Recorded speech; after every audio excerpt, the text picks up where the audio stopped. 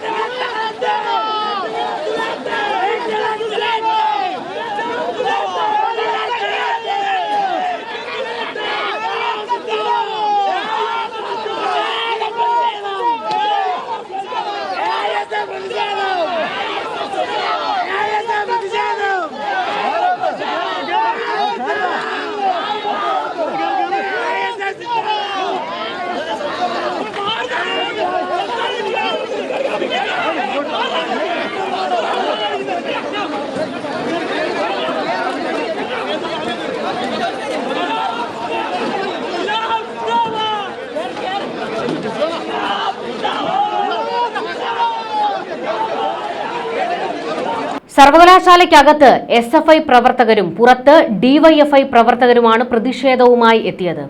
SFI പ്രവർത്തകരെ police ബലം പ്രയോഗിച്ച് അറസ്റ്റ് ചെയ്ത് മാറ്റി.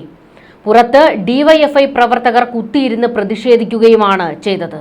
സഖാക്കൾ പ്രതിഷേധം ശക്തമാക്കിയതോടെ പോലീസ് പലവട്ടം ജലപീരങ്കി പ്രയോഗിച്ചു. തുടർന്ന് അകത്ത് പ്രതിഷേധിച്ച പ്രവർത്തകരെ പോലീസ് അറസ്റ്റ് ചെയ്ത് നീക്കുകയായിരുന്നു. സർവകലാശാല ഗേറ്റിന് പുറത്ത് പ്രതിഷേധിക്കാനാണ് തീരുമാനമെന്ന് തുടർന്ന് DYFI നേതാക്കൾ പറഞ്ഞു. വേണമെന്ന് വെച്ചാൽ ഏത് കോട്ടക്കൊത്തളത്തിനകത്തും കയറാൻ ശേഷിയുള്ള സംഘടനയാണ് DYFI എന്നും നേതാക്കൾ വെല്ലുവിളിച്ചു. ചൊവ്വാഴ്ച കേരള യൂണിവേഴ്സിറ്റി യുദ്ധക്കളമാക്കുകയായിരുന്നു SFI. എന്നിട്ടും പോലീസ് കയ്യും കെട്ടി നോക്കി നിന്നു. VC-യുടെ ചേംബറിനടുത്തേക്ക് ഇരച്ചെത്താൻ കുട്ടി സഖാക്കൾക്ക് നിഷ്പ്രയാസം കഴിഞ്ഞു. കാരണം പോലീസ് അവർക്ക് വഴിയൊരുക്കി കൊടുക്കുകയായിരുന്നു. VC-യുടെ ചേംബറിന്റെ വാതിൽ ചവിട്ടി പൊളിക്കാൻ വരെ നീക്കമുണ്ടായി. തുടർന്നാണ് പോലീസ് അവരെ ശക്തമായി തടഞ്ഞത്. എന്നാൽ ഇന്ന് VC-യുടെ ചേംബർ തന്നെയായിരുന്നു SFIയുടെ ലക്ഷ്യം. പക്ഷേ നടന്നില്ല. പോലീസിന് അവരെ തടയേണ്ടി വന്നത് SFIക്കാർക്കും DYFIക്കാർക്കും ഒക്കെ ചൊടിച്ചിലായിട്ടുണ്ട്. പക്ഷേ പോലീസ് അവരുടെ പണി ചെയ്യാൻ നിർബന്ധിതരാകേണ്ടി വരികയായിരുന്നു. ഇന്നിപ്പോൾ യൂണിവേഴ്സിറ്റി വളപ്പിൽ തന്നെ വട്ടം കറങ്ങാനേ സഖാക്കൾക്ക് കഴിഞ്ഞുള്ളൂ. അകത്തേക്ക് കയറാനുള്ള സമരക്കാരുടെ ശ്രമങ്ങളെ പോലീസ് എതിർത്തു. സിസ തോമസിനോട് കൊലവിളിയാണ് SFI DYFI സംഘങ്ങൾ നടത്തുന്നത്. മാത്രമല്ല, ഗവർണറെ പച്ച തെറി വിളിച്ചു.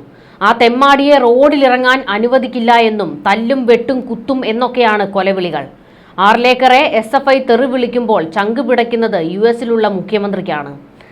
സമരം ഏതെങ്കിലും ഘട്ടത്തിൽ കൈവിട്ടുപോയാൽ ഉടൻ തന്നെ ഇടപെടണമെന്ന് മുഖ്യമന്ത്രി പിണറായി വിജയൻ MV ഗോവിന്ദനോട് നിർദ്ദേശിച്ചു എന്നാണ് വിവരങ്ങൾ.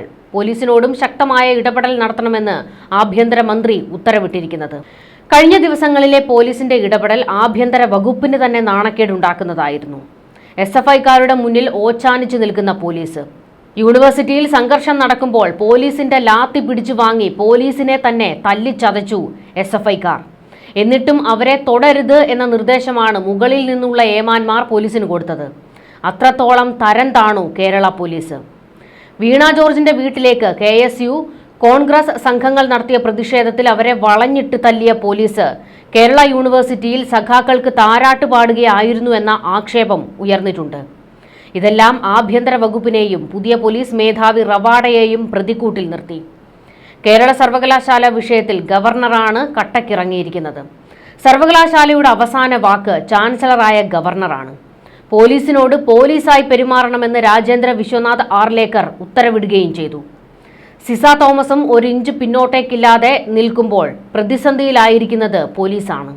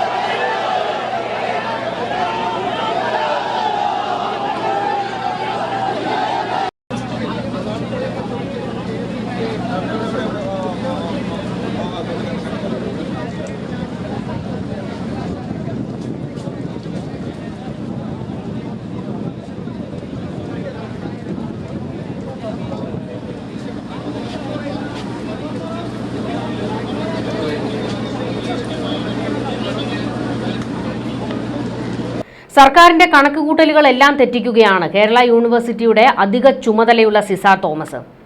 സർക്കാരിനെ ഭയക്കാതെ CPMനെ വെല്ലുവിളിച്ചാണ് സിസ തോമസ് മുന്നോട്ട് പോയത്. സർക്കാരിന്റെ ശിങ്കിടിയായ രജിസ്ട്രാറെ വെല്ലുവിളിക്കുകയും ചെയ്തു സിസ തോമസ്. ഇതൊക്കെയാണ് ഉശിരുള്ള പെണ്ണെന്ന് സൈബറിടവും ആഘോഷിക്കുന്നു.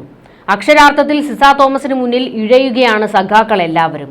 സിയുടെ ഉത്തരവ് തള്ളി രജിസ്ട്രാർ KS അനിൽകുമാർ കേരള സർവകലാശാലയിലെ ഓഫീസിൽ എത്തിയിരുന്നു. CPMന്റെ ഉത്തരവ് പ്രകാരമാണ് ശിങ്കിടി ഓഫീസിലെത്തിയത്.